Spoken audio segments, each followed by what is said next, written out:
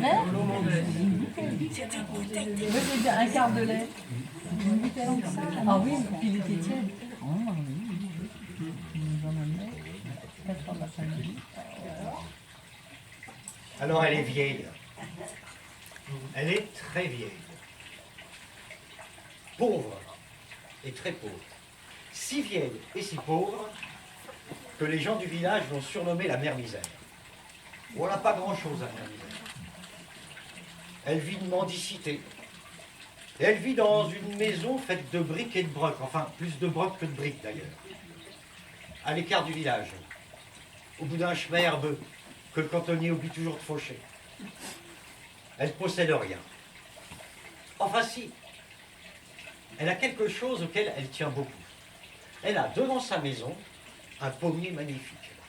Un pommier qui vous donne des pommes juteuses, sucrées, des pommes que tu peux garder une année entière dans ta cave sans qu'elles se flétrissent.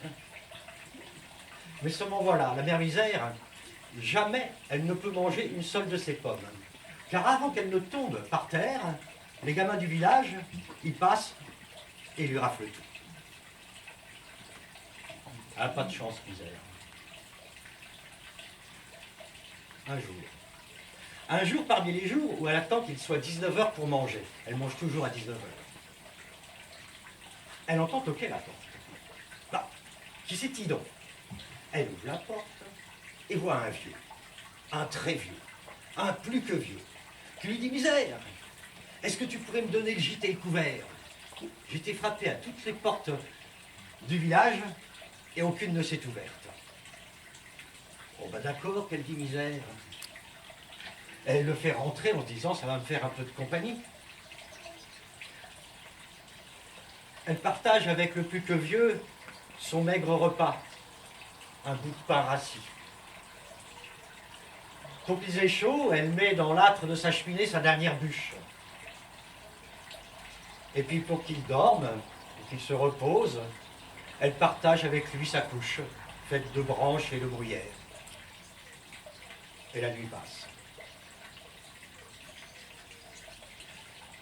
Au premier chant des coqs, misère et le plus que vieux se lèvent, le sourire aux lèvres, radieux. La nuit s'était bien passée, apparemment. Et le plus que vieux lui dit: misère, toi qui as 3 fois rien, ben, tu m'as offert ces 3 fois rien. Alors moi, je vais te récompenser. Demande-moi ce que tu veux, j'ai le pouvoir de le réaliser. Ah ben que je veux rien, que dit misère. Réfléchis bien, lui dit le plus que vieux. Et à force de réfléchir, la mère misère a dit: ah si, il y a quelque chose qui me ferait bien plaisir. Elle dit: tu vois, j'ai un pommier, jamais je ne peux manger une seule de ces pommes. Car les gamins viennent toutes me les piquer avant qu'elles ne tombent par terre. Alors si tu pouvais faire quelque chose, ça me ferait bien plaisir. C'est comme si c'était fait, il dit le plus que vieux. À partir d'aujourd'hui, quiconque montera dans ton pommier sans ton autorisation ne pourra en redescendre qu'avec ta permission. Allez, adieu, misère. Elle a vu le plus que vieux emprunter le chemin herbeux que le cantonnier oublie toujours de faucher. Et le temps a passé. À l'automne suivant, les pommes étaient là dans le pommier. Et la mère misère, elle était derrière sa fenêtre, puis elle regardait. Et un beau jour, elle a vu les herbes se coucher dans le chemin. Et puis, la tête d'un gamin apparaître derrière le muret. Et le gamin franchir le muret, arriver au pied du pommier, il grimpe dans le pommier, il attrape une pomme et schlac, collé. Impossible de se décrocher. Il s'est mis à brailler l'animal. Et vous connaissez les vieux. Quand ils veulent rien entendre, ils n'entendent rien. Il peut brailler, qu'elle disait misère, un petit sourire au coin des lèvres. Mais bon, elle n'est pas méchante. Alors, avant que la nuit tombe, elle est sortie, est arrivée près du pommier, elle dit au gamin: allez, tu peux descendre. Et que je t'y reprenne jamais. Il n'a pas demandé son reste, il a décalé comme un lapin. Et les jours suivants, la mère misère a pu ramasser ses pommes. Aucun gamin n'est venu à croire qu'il avait raconté partout que le pommier de la mère misère était ensorcelé. Elle a remisé ses pommes dans un coin de sa maison de briques et de brocs. Et puis chaque jour, s'en épluchait une et la mangeait. C'était bon, c'était sucré, ça améliorait l'ordinaire. Elle était heureuse, Misère. Et le temps a passé. À l'automne suivant, les pommes étaient là dans le pommier. Et la mère Misère attendait qu'elles tombent pour les ramasser. Elle attendait aussi qu'il soit 19 h pour manger, parce qu'elle mange toujours à 19 h. Elle entend toquer à la porte. Bah, qui c'est-il donc encore, qu'a dit la mère Misère? C'est vrai, il n'y a jamais personne qui vient la voir. Elle ouvre la porte et voit une jeunette, tout habillée de noir, à peine 18 ans, très maigre, genre top modèle anorexique, la peau sur les os, quoi, avec une grande faux à la main. Bah, dit ma fille, si tu viens pour les moissons, c'est ben un peu tard. Ah non, non, lui dit la mort, je viens de chercher, Misère. T'as fait ton temps. Ah bon, déjà, mais dit Misère, faut que je te suive. Bah oui, lui dit la mort, mais je peux pas y aller comme ça, regarde. J'ai mon tablier de la semaine, laisse-moi mettre mon tablier du dimanche et je te suivrai, d'accord, lui dit la mort. Et Misère va dans un recoin de sa maison de briquet de broc pour se changer. Et pendant qu'elle change, elle dit à la mort, bah dis donc, toi qui m'as l'air bien jeunette, j'emmènerais bien un petit encas pour la route, alors si tu voulais me cueillir 3 pommes, parce que moi, avec mon arthrose, je ne peux plus y grimper dans le pommier. Oh bah s'il n'y a que ça, qu'elle dit la mort, pas de problème, elle retrousse sa robe, la mort, elle grimpe dans le pommier et tchac, collée. Elle s'est mise à hurler, la mort. Et vous connaissez Misère. Quand elle veut rien entendre, elle entend rien. Elle la regardait là, elle dit, bah, tu peux gueuler ma belle. Puis elle l'a laissée là toute la soirée, puis toute la nuit. Puis le lendemain, tant qu'à faire, hein, 3 jours, une semaine, 1 mois. Au bout d'1 mois quand même, le médecin du village s'est dit, tiens, c'est bizarre. Bah oui, il n'y a plus personne qui mourrait. Il se demandait si c'était ces médicaments qui faisaient effet, ces traitements. Oui, dans le village, les gens ne mouraient plus. Et le temps passant, on s'est aperçu que c'était sur tout le canton. Et puis sur toute la Nièvre. Et toute la Bourgogne, sur toute la France.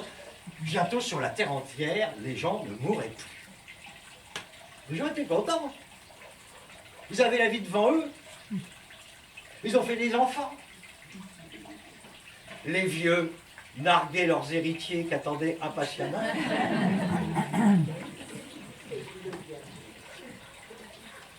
Mais au bout de quelques années, bah, les gens ont commencé à plus avoir grand-chose à manger. Ils crevaient de faim. Enfin, ça c'est une façon de parler, hein. Ils ne mouraient pas. Ils avaient mal au ventre, quoi. Ils ne mouraient pas. Alors les grands de la terre, les rois, les reines, les présidents, on fait une espèce d'ONU élargie à tout le monde, en disant qu'il faut qu'on trouve une solution. Bon, comme on sait, ils sont toujours très intelligents, bah, ils ont décidé de faire une énième guerre mondiale. Mais les gens, ils s'envoyaient du plomb dans le ventre, de la ferraille, des tas de choses comme ça, ils se faisaient du mal pour rien, ils ne mouraient pas. Plus rien n'allait sur Terre.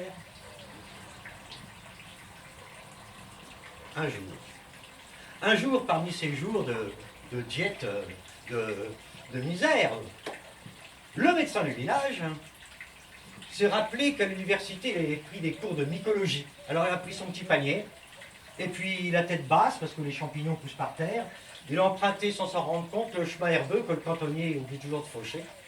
Et puis il est arrivé devant la maison de Misère.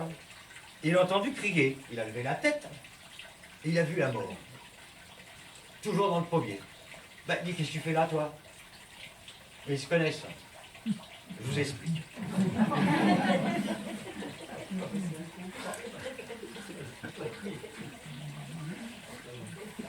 Quand le médecin va rendre visite à un malade, s'il voit la mort à la tête du lit,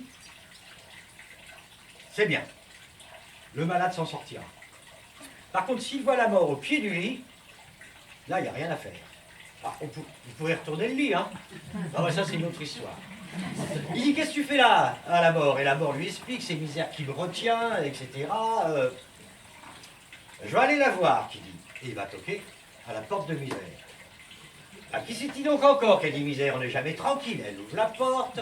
Le médecin lui dit, faut que tu relâches la mort, à cause de toi, plus rien ne va sur terre, etc., etc., etc., etc. Mais vous connaissez Misère. Hein. Elle est têtue. Pas plus têtue qu'elle, tu meurs. Enfin, pas là, personne ne mourrait. Et bien, il revenait tous les jours, le médecin. Et puis elle, ça lui faisait un peu de visite, elle était contente. Bon, lui chantait toujours la même chanson, mais elle, ça la changeait de la chanson que lui chantait la mort tous les jours depuis déjà une bonne dizaine d'années. Hein. Mais au bout de quelques mois, ça l'a lassé, la face B du disque. Alors elle a dit, d'accord, je veux bien libérer la mort, mais à une condition. C'est qu'elle vienne me chercher que si je l'appelais par 3 fois. D'accord, dit la mort, qui aurait accepté n'importe quoi pour pouvoir se dégourdir les jambes. Et la mort est descendue de son pommier. Un peu engourdie, certes, et elle est partie bras dessous, avec le médecin dans le chemin herbeux que le cantonnier oublie toujours trop cher. Et ils avaient du boulot à faire tous les deux. Hein. Il y avait du retard. Hein. Et le temps a passé. Au printemps suivant, le pommier de la mère Misère n'a pas fleuri. Pas de fleurs, pas de fruits qui étaient. Sans doute le pommier avait crevé d'avoir supporté trop longtemps la mort sur ses branches.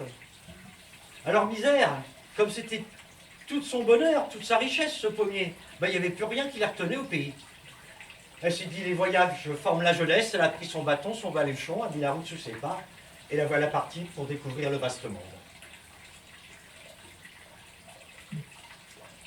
À croire que la mère Misère n'a jamais appelé la mort par 3 fois. Car si vous regardez bien autour de vous encore aujourd'hui, vous verrez que la misère est toujours là.